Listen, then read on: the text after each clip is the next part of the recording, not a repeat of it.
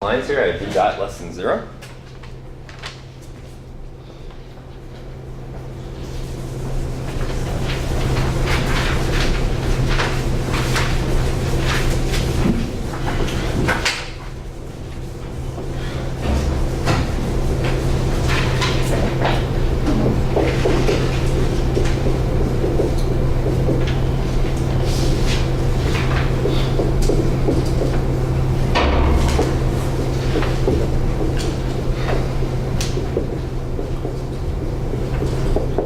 This is kind of the only really important thing you have to know about Lyapunov theory, is that when v dot is less than 0, v cannot increase. So if that makes sense to you, then Lyapunov theory can make a lot of sense, right?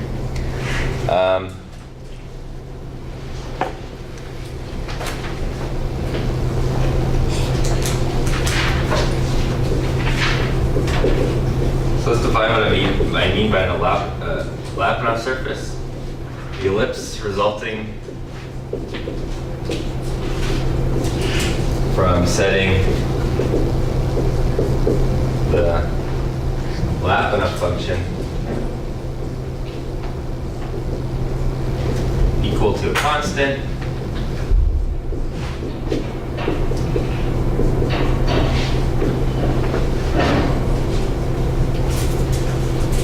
so x transpose px equals constant is called a Lyapunov surface.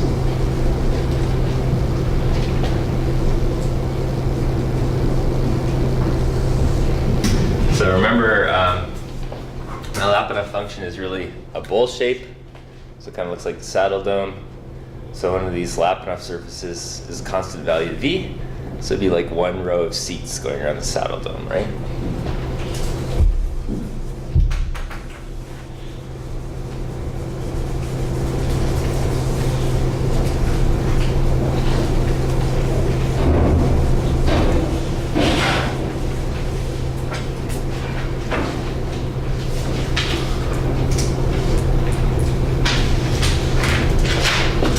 So if a Lyapunov surface lies in a region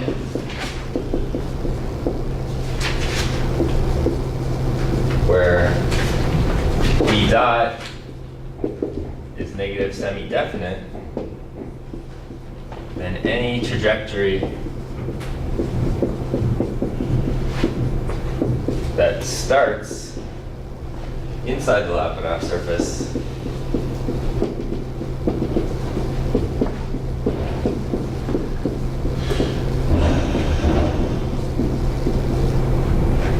stays in the Lyapunov surface.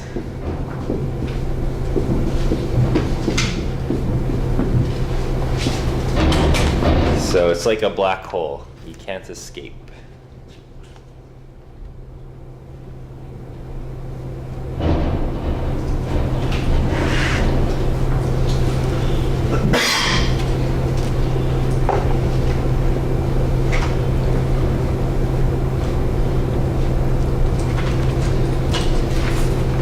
So I've probably do this before, but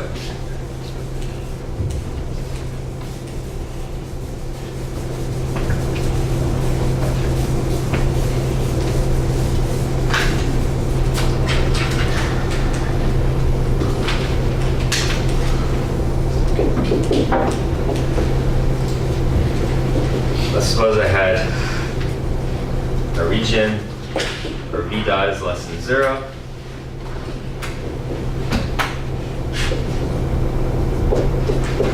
Inside this circle.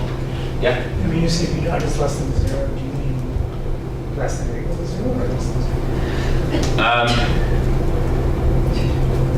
Just I ask because you put negative semi-definite. Well, v dot is less than or equal to 0. You can do less than or equal to 0.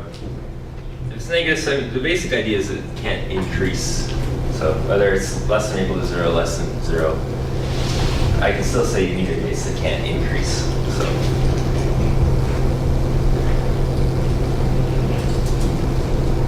So for instance, if I'm here, this is x naught, then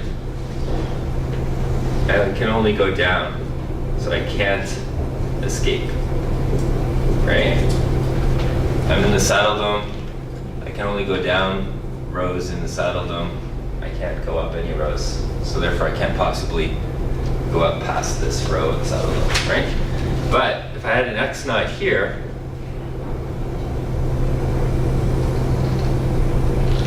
it would be true that at first I wouldn't be able to go up because I'm in this region where v dot is less than or equal to 0, right? So at first it's true that I would have to go downhill,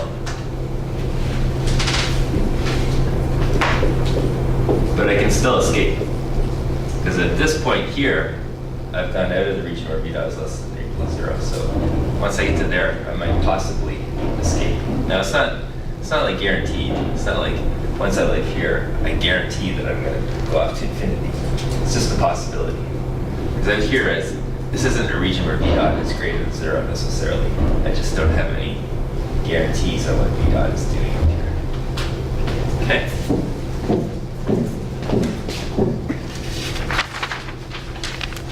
So let's go back to our example.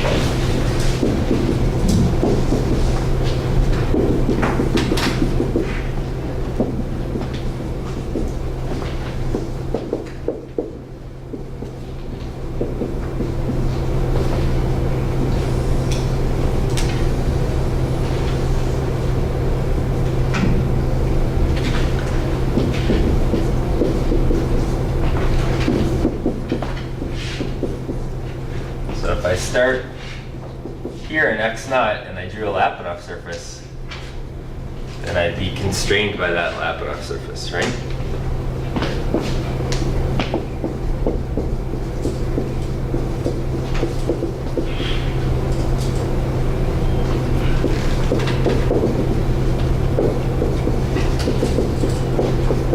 So I can call that a region of attraction. So this is my whole region D, where v dot is less than 0, and v is positive definite, but that's not my region of attraction. So my region of attraction is a smaller area. So this Lyapunov surface defines a region of attraction. So that doesn't mean that this isn't in the region of attraction. Possibly it is. But I've proven that this, anyway, is a region of attraction. Okay, because I can't go uphill in v.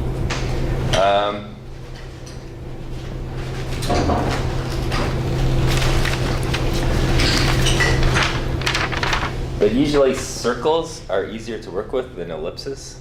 Nobody really wants to write down the equation of ellipse and say it's a region of attraction. That would look really messy. So nobody ever writes down an ellipse and says this is my region of attraction. Although it might make sense if you're trying to get the biggest region of attraction possible. Maybe it does make sense to use the ellipse. Maybe it could be handy. But normally people would be more interested in drawing the circle here, like that, to say what the region of attraction was for the system, because that's easy to write down as an equation.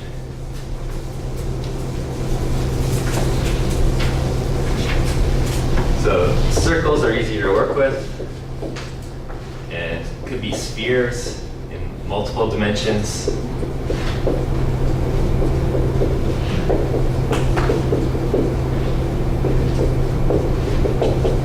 So this is a circle of radius r, big R.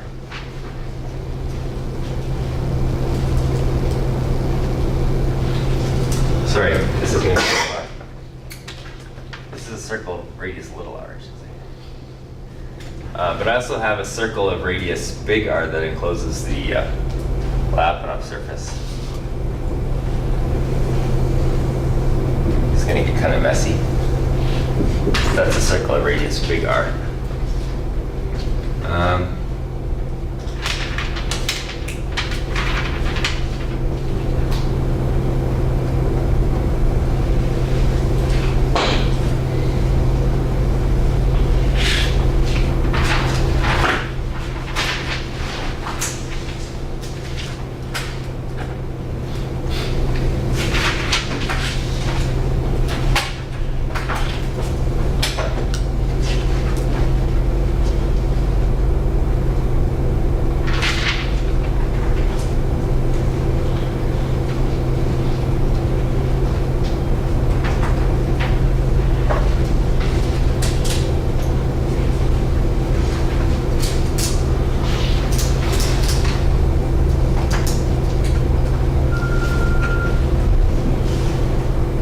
So I'm even going to do this even slightly differently. So I'm even going to get, it's going to be even easier to do like a slightly smaller Lyapunov surface because it's going to fit inside a very easy to calculate circle. So let's do this over again. So I'm going to end up with kind of a smaller region of attraction than I could possibly get.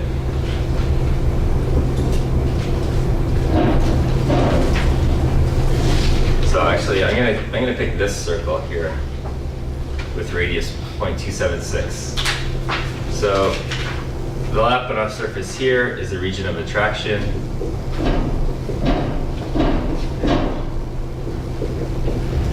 And then my small circle of radius R is going to be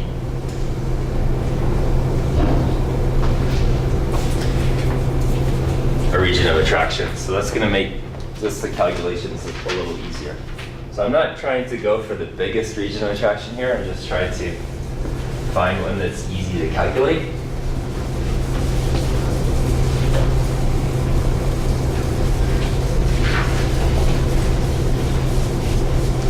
So in this diagram I have R equals 0.276. So I'm going to do x transpose px is equal to 0.276 times square root of 0.69. It's my Lyapunov surface.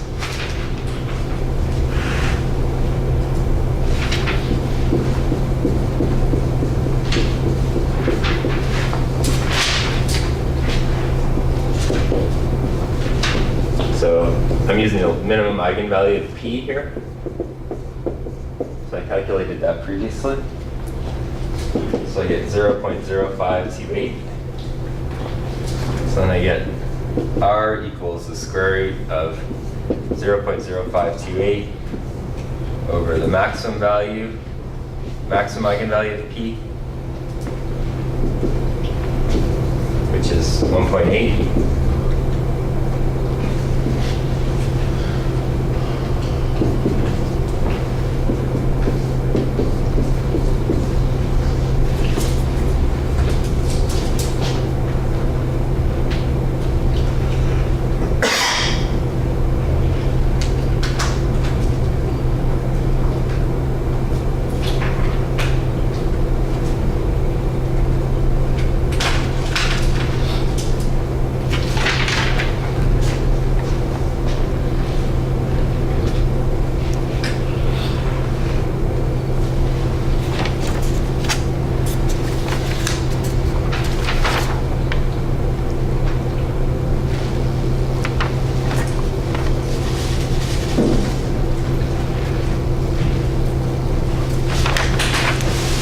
So basically what I get is something nice and easy.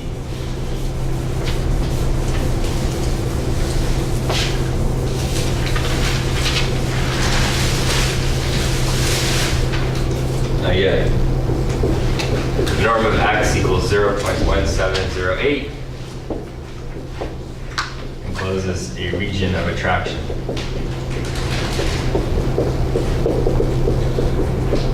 Okay, so I just got a nice simple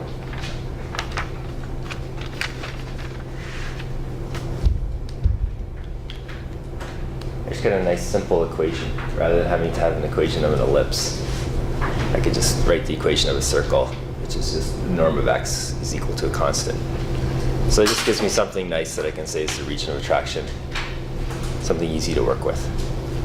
Okay, but the real region of attraction is bigger, but this is just a region of attraction that's basically easily calculated and easily described, so easy to work with. Usually you don't really need to know the whole region of attraction. Like, hopefully, in terms of a control system, hopefully your controller works well enough that you're in this region of attraction anyway.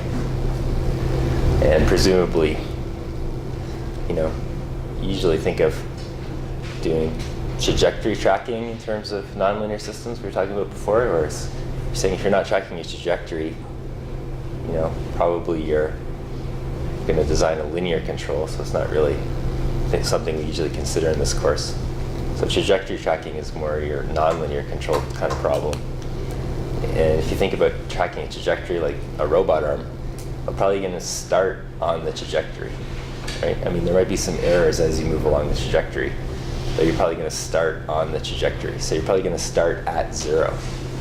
So in that case, like, it kind of really doesn't matter how big your region of attraction is because you're starting at 0 anyway. Like, it's important if your initial condition was outside that region of attraction, then it might be kind of critical. But trajectory tracking, you don't usually think of your initial condition being off the trajectory. That's kind of unusual, unless a big disturbance hit it, forced you off, way off.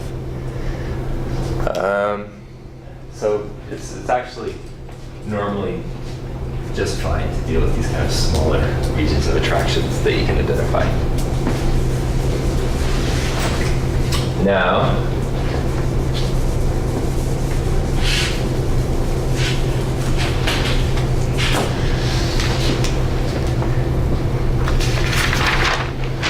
I'm going to change. Yeah. So if there was a larger region of attraction, that would be a more robust kind of control? Yeah, the larger your region of attraction is, the more robustness you have. Like I said, you could think of if a big disturbance hit your system, you could think of it as just think of it as starting a new system at a new initial condition, rather than thinking about it in terms of leaving a region of attraction. Because if you guaranteed a region of attraction, that's pretty much guaranteed. So for a disturbance to bump you out of there, it would have to be a disturbance that's bigger than what you designed for. Right? So any disturbance that you designed for, if you got something like this, then you should stay in the region of attraction.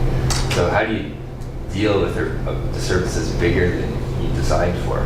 Well, you could just look at that as causing a new initial condition.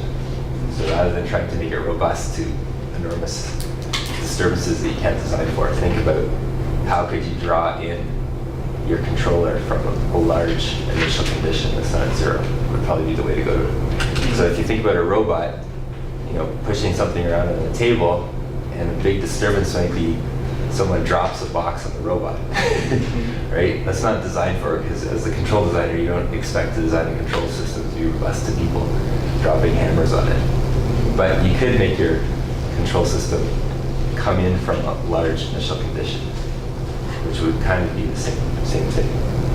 Okay. In a practical way. Would you have like a simple linearized system that takes over that's outside of the region of attraction? That's one way to do it, because if you're way outside, then accuracy is probably not important at all.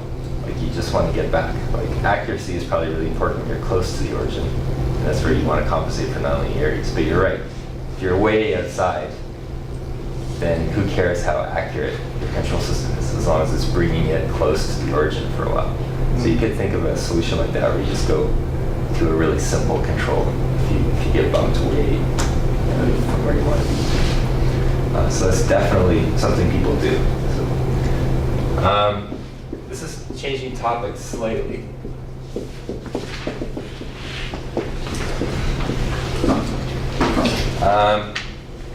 It turns out that getting v dot to be negative definite can be difficult in some circumstances. It's actually a fairly hefty requirement, v dot being negative definite. So it's pretty common that we can only get negative semi-definite. So if there exists v of x and t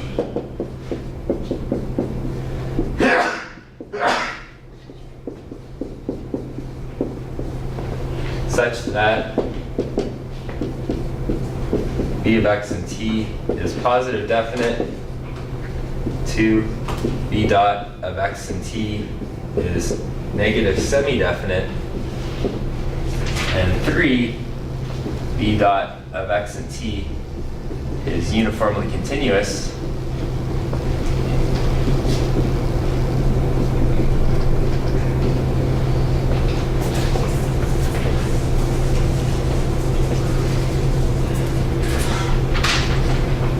so up till now, when we've seen something where the Lyapunov function is positive definite and the v dot is negative semi-definite, all we could conclude was stability, that the system is stable. But that doesn't mean the error goes to 0. So it was really asymptotic stability we want, where the error goes to 0. But in this case, the regular Lyapunov theorem won't guarantee the error goes to 0. But if we have this additional requirement that v dot is uniformly continuous, which isn't too difficult to meet, then we get something kind of useful. We get v dot going to 0 as t goes to infinity. And that might very well imply that x goes to 0, depending on what kind of system you're looking at. So let's do the pendulum.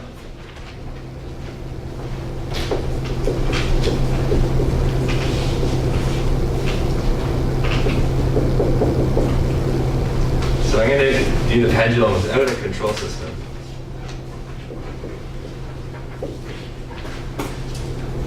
So for this, if I had a control system here, if I had like a plus u, like a control torque, it'd be pretty easy for the pendulum to design a control to guarantee that I go down to 0.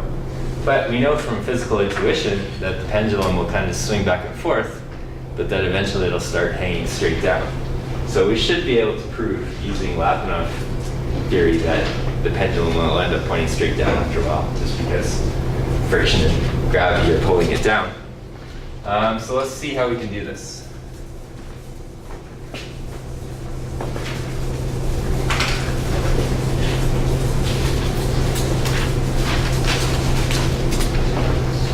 So let's choose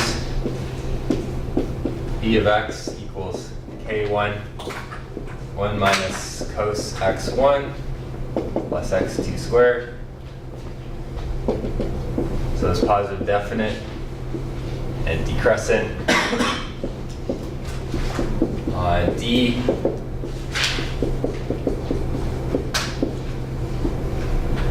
as long as x1 is between negative pi and pi.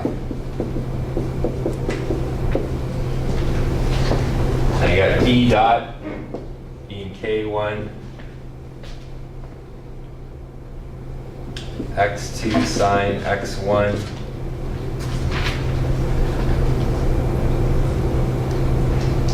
plus x2 minus k1 sine x1 minus k2 x2.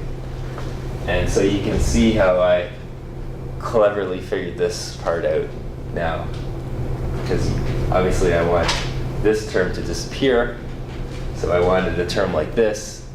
So if I just integrate that, I get this. So it wasn't too difficult to come up with, right?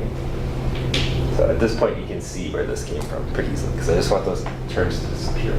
Because I want something that's negative definite or negative semi-definite. In this case, I get negative semi-definite d. There's no x1. I'd have to see a negative 1x squared in this expression to say that it's negative definite. So it's because there's only an x2 in there, it's only negative semi-definite. So if I apply my regular Lyapunov theorem, all I can conclude is stability. So the regular Lyapunov theorems don't actually prove to me that the pendulum is going to start hanging straight down eventually.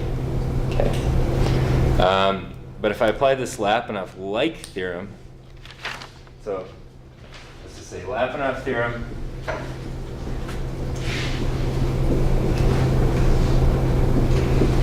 only concludes system is stable, not uniformly asymptotically stable. Well, I guess it's uniformly stable. Uniformly stable, but not uniformly asymptotically stable. But we know that x goes to 0 as t goes to infinity intuitively, so how can we show it? So Lyapunov like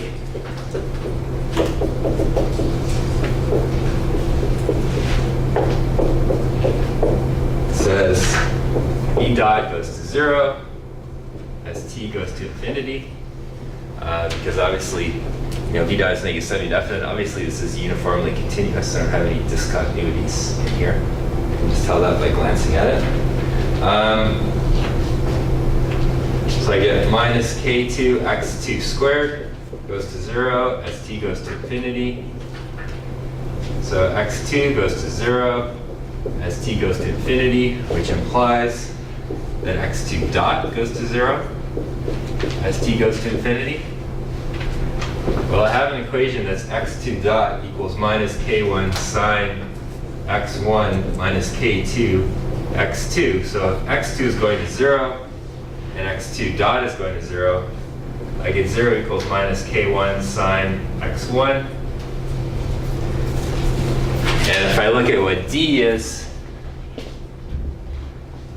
the region I'm talking about is where x1 is between negative pi and pi. So there's only one solution there.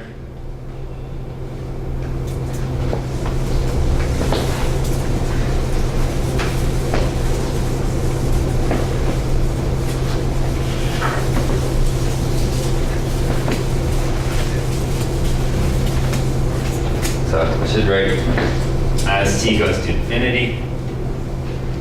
So the only solution in D is x1 goes to 0 as t goes to infinity. Okay? So I actually can show that the pendulum angle will start hanging straight down, but only if I use the Lyapunov-like lemma, not the actual Lyapunov lemma.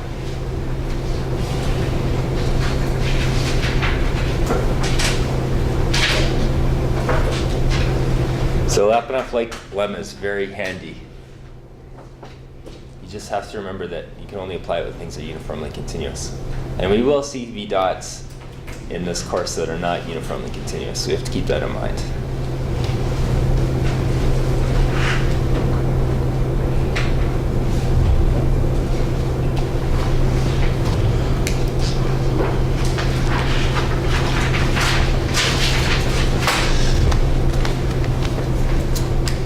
So basically, I just addressed the situation where you have v dot less than 0 or less than or equal to 0 close to the origin, and then outside you don't have any guarantee.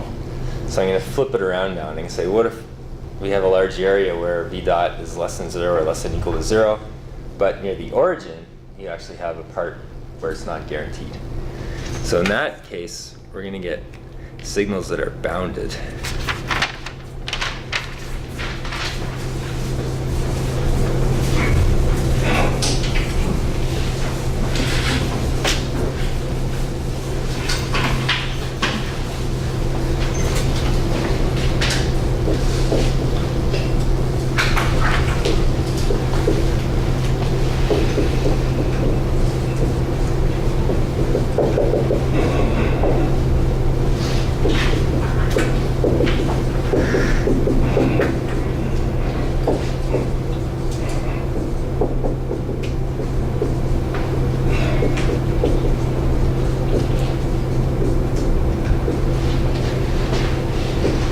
So I'm going to have this positive constant A here in my system.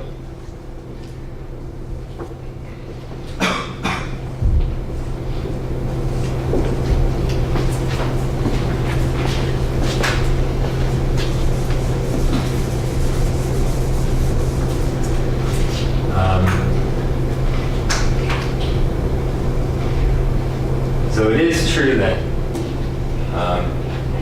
in one sense, this is kind of a trivial nonlinearity. Because remember, I could just do like a change of coordinate systems, really, and find a different coordinate where equilibrium point is asymptotically stable. But this could be a control system, and maybe that's my state error. So I don't want to redefine my coordinate system in that case, right? I want the robot or whatever I'm trying to control to go to x2 equals 0. I don't want it to go to x2 dot equals a, right? So in that case, I'm kind of stuck with that a in there, even though in some sense it's a bit of a trivial nonlinearity. So if I use the identity matrix for Q in my Lyapunov equation, A transpose P plus AP equals negative Q, I get 1.5, 0.5, 0.51 as we saw before. And then I can pick V equals X transpose PX. It is positive definite, obviously. So this is looking a lot like the last example I just did. But my V dot is going to be kind of different here than before. So I'm going to get V dot equals negative X transpose QX plus 2X transpose PB A using my formula. And then if I was trying to bound V dot, I'd have the minimum eigenvalue of Q, that's just going to be 1 because I'm using the identity matrix times the norm of X squared plus 2 times the norm of X. Okay, so 2 times the norm of X times the maximum eigenvalue of P times A. So that bounding it that way should make a lot of sense now that you've been studying for this quiz. So you probably saw those expressions in the appendix as you're studying. So if Q equals the identity matrix, which it is, minimum eigenvalue of Q is equal to 1. I get B dot is less than or equal to norm of X, and then in brackets, the norm of X plus 2, maximum eigenvalue of P times A. So it's not negative definite or negative semi-definite, so I can't apply my Lyapunov theorems.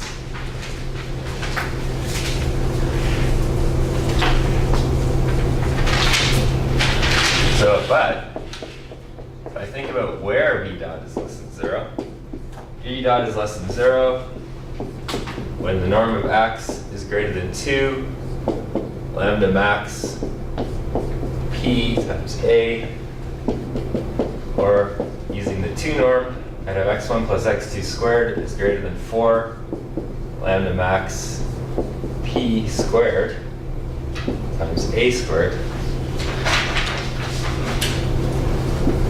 So this boundary is the equation of a circle.